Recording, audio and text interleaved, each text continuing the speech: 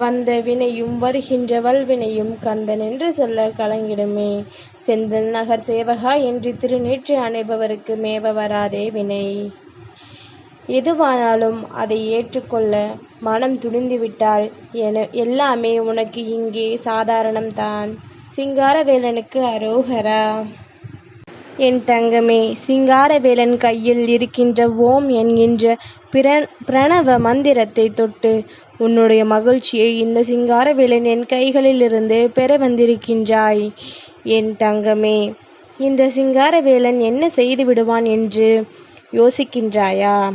நான் நினைத்தால் அத்தனையும் முன் வசமாக்கி என்னால் கொடுத்து விட முடியும்.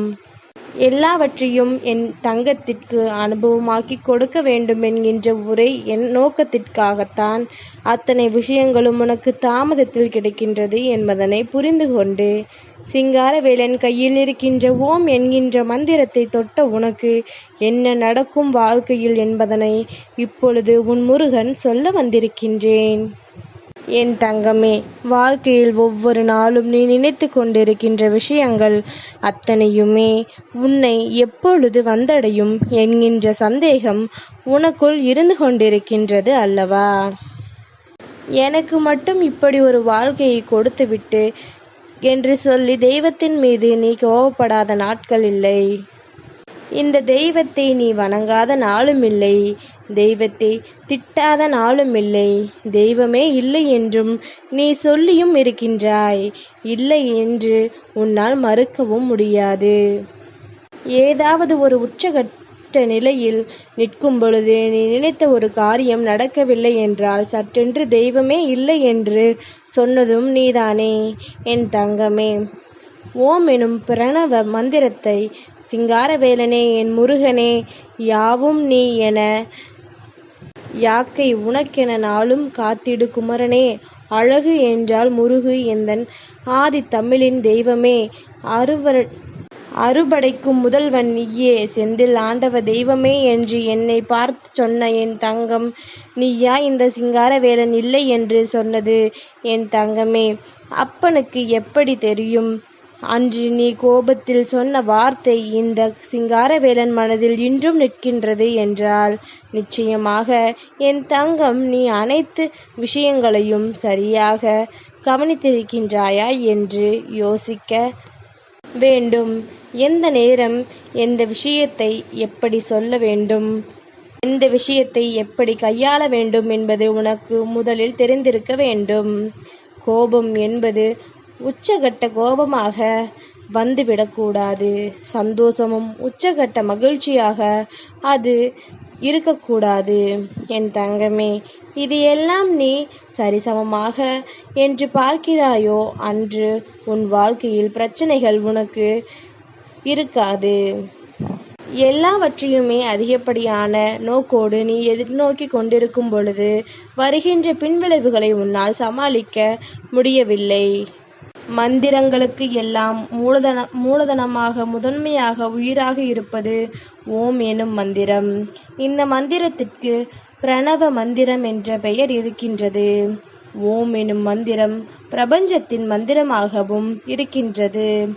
ஓம் என்பது ஆ உ உம் என்ற 3 எழுத்துக்களை உள்ளடக்கியது.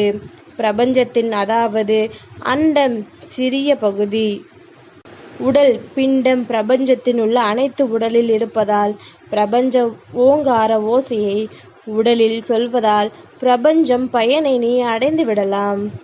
உடம்பின் உள்ளே தோன்றும் தச வாயுக்களாலும் உடலிலுள்ள அக்னியின் மேல் செல்லும் போக்காலும் இந்த பிரணவ ஓம் உடம்பின் கீழிருந்து மேல் நோக்கி உச்சி தலைக்கும், அதற்கு மேலும் தடையின்றி போகும்.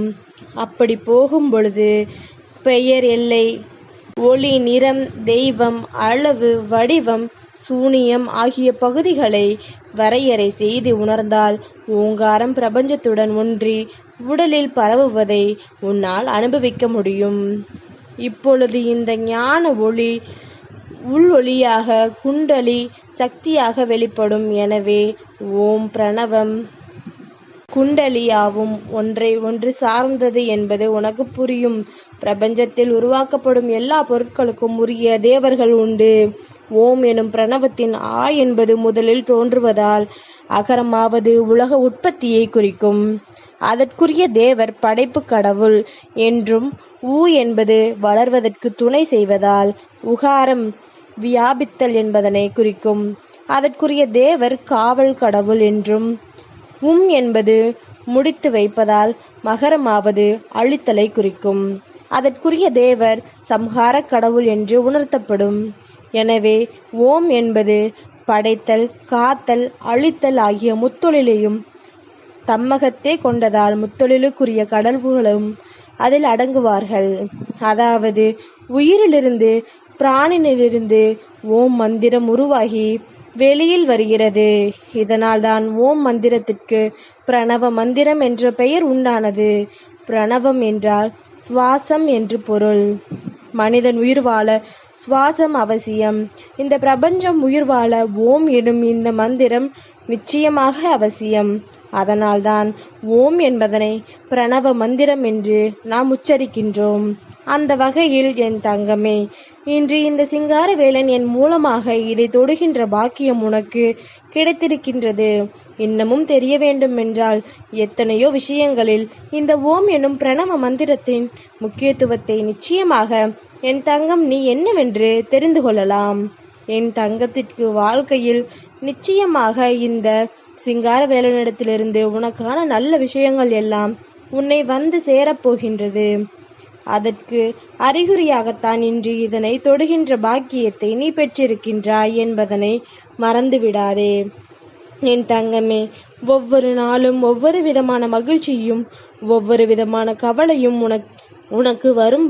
எல்லாவற்றையும் நீ பெரிதாக எடுத்துக்கொள்ளாமல், இதுவெல்லாம் நமக்கு இன்று கிடைக்க வேண்டும், அதை நாம் சரியாக பெற்றுக்கொண்டு அதை என்னவென்று உணரத் தொடங்கிவிட்டோமானால் நாம் நினைத்தது எல்லாம் நம் வாழ்க்கையில் நடக்கும் என்பதனை என் தங்கம் கட்டாயமாக நீ புரிந்து கொள்ள வேண்டும்.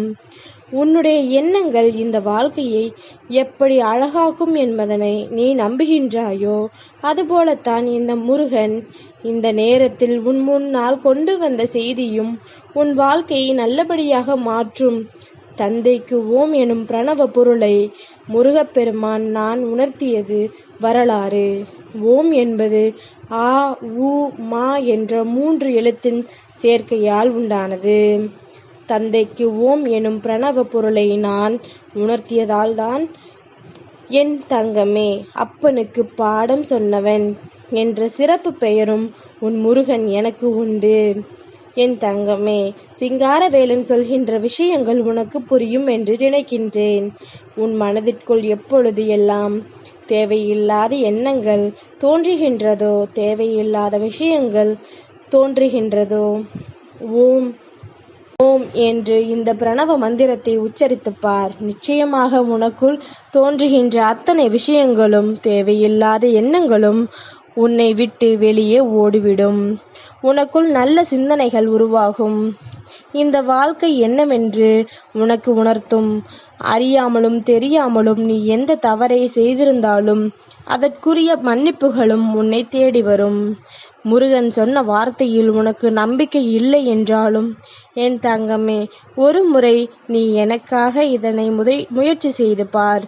உன்னை அறியாத பல மாற்றங்கள் உனக்குள் வருவதை உன்னால் நிச்சயமாக உணர முடியும்.